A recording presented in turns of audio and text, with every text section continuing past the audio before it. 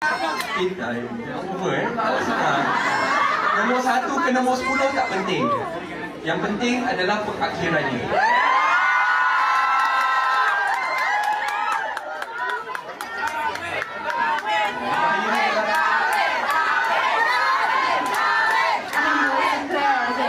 Sebenarnya memang macam Wahyu cakap lah, dia dah kena jual sebab dia rasa memang takdir. Sebab yang pertama tu, saya tak boleh mention lah, pun artis juga.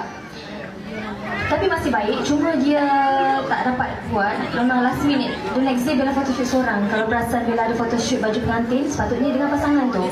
Tapi dia tak dapat datang. Jadi alamak, macam sedih lah tak dapat buat semua.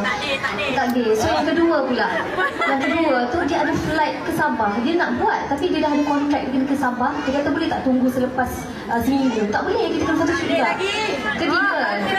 Ketiga dia nak photoshoot Hani. Tapi management dia marah adalah sebab-sebabnya. So tak siapa sebab Bella to be honest tak ada ramai kawan lelaki. Dia buat, dia tak tanya Bella apa-apa pun tentang harga ke apa.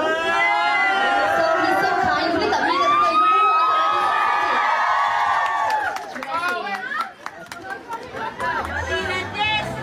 Alright, yeah, that's all for today. Thank you for your time, OIB. Thank you for your time, Kak.